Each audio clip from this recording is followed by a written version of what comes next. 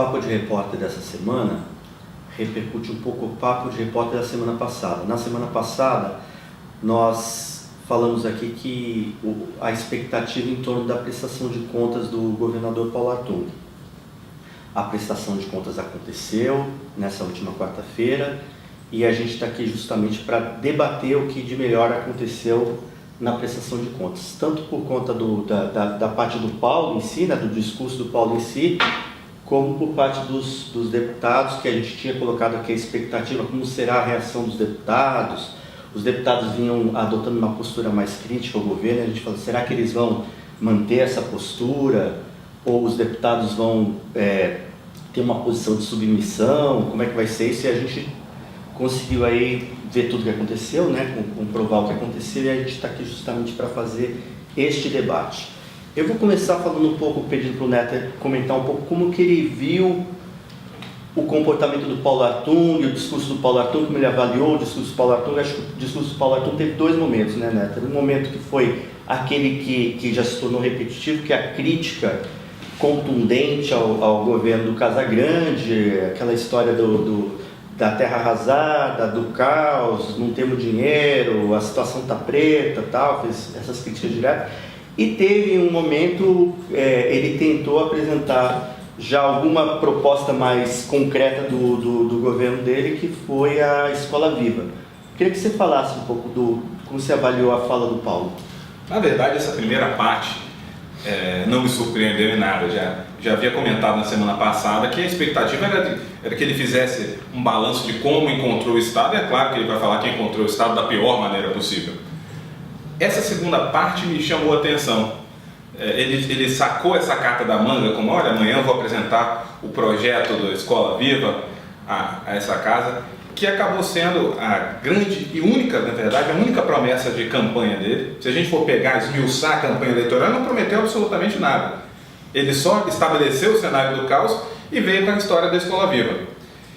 E aí ele apresenta esse projeto para a Assembleia e se transforma no primeiro ato simbólico do governo dele. Aí vou fugir um pouquinho da prestação de contas em si, falar do comportamento dele em relação a isso. Porque a primeira parte está manjada, a gente não ficar divagando sobre o caos, sobre a tentativa de colocar a situação, de questionar a saúde financeira do Estado. Nessa segunda, você vê a performance do governo do Paulo. Governo letárgico, que demora muito, aí ele apresenta isso. Paralelamente, após ir à Assembleia, ele começa também a visitar o interior do Estado. Ele tinha ido à Nova Venécia, antes a Linhares, discutir segurança pública, só que nessa ele foi para Pedro Canário, foi para São Mateus, inaugurou obra em Vila Velha. Então você vê, ele começa a se movimentar, a sair daquela história do bunker, que a gente falou que ele estava num bunker, estava enclausurado num bunker. Então vamos ver Voltou a usar a camisa azul, que nem essa aqui, né? Parecida, né? Voltou a adotar a camisa azul, e agora vamos ver como vai transcorrer esse governo, porque agora não tem como dizer que não começou. Agora, Renata, com relação aos deputados, a gente tinha até colocado aqui uma expectativa, será que os deputados vão para cima, vai ter questionamento? E infelizmente não foi isso que aconteceu. Como que você avaliou? Assim, a gente queria que os deputados fizessem um enfrentamento com o governador, fazer cobranças, né, da gestão dele. A gente sabia que isso não ia acontecer, até porque você não vai cobrar de um governo que tem 60 dias, né? É claro que não dava para cobrar de uma coisa muito grande do governo. Mas o clima que havia se estabelecido antes da ida do governador, com as críticas, com os cortes na saúde, com os cortes, né, na segurança principalmente, né, as cobranças em relação ao projeto que foi apresentado, que não havia projeto, né, da Escola Viva, a gente esperava que houvesse um pouco mais de aprofundamento, né? É claro que a dinâmica também ajudou aquele cenário que foi a prestação de contas. Os deputados não tinham direito à réplica, mas eu sinceramente acredito que se tivesse a réplica também não ia ter grandes debates sobre o governo. Eles seriam usados mais para poder fazer elogios, aquela bajulação que a gente sempre... A rasgação de seda, né? A única diferença é que, em vez de acabar 2 horas, acabar 5 horas da tarde. Exatamente. Só ia se estender mais a bajulação. Teve alguns pontos, a gente tem que destacar a cobrança do deputado Sérgio Majestic, que foi quem abriu a série de perguntas e criou até uma expectativa, né? Que fosse fazer um aprofundamento, mas ficou naquilo ali mesmo. O Hudson Leal cobrou os cortes da saúde. Agora, o que chamou a atenção foi a bancada do PSB, né? A gente esperava que a bancada do PSB tivesse um comportamento um pouco mais partidário, vamos dizer assim, né? Porque quando a gente viu a última prestação de contas do Artung, a gente viu que os aliados aliás, do Renato Casagrande, digo os aliados do Artung, eles já estavam alinhados àquele cenário político que estava acontecendo e fizeram o papel dele. A bancada do PSB, na minha opinião, não fez. Agora deve ter sido uma grande frustração para o Casagrande, porque ele tinha uma expectativa, isso ele falou antes do mandato dessa legislatura se iniciar, né?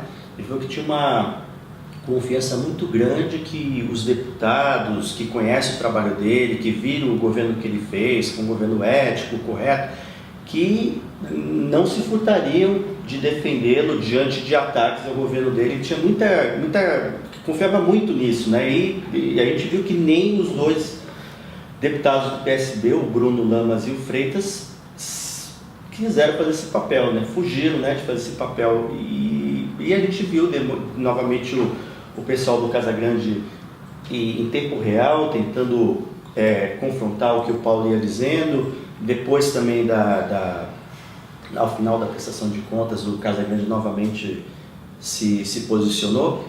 Mas a gente começa também a achar, não sei como vocês, mas queria que vocês comentassem, para a gente poder encerrar aqui a discussão, como que vocês avaliam essas reações do Casagrande, essa tentativa do Casagrande de defender o governo dele, e qual a perspectiva que vocês veem para essa estratégia do Casagrande?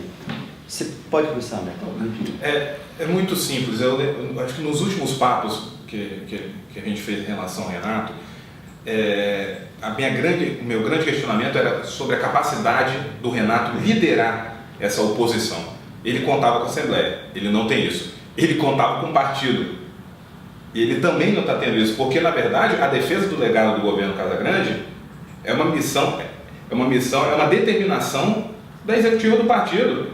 E ainda assim a atual bancada na Assembleia não cumpre. Então o Casagrande tá sozinho, é um guerreiro solitário, ele está duelando sozinho para defender o legado desse governo. Está usando as redes sociais, mas será o suficiente?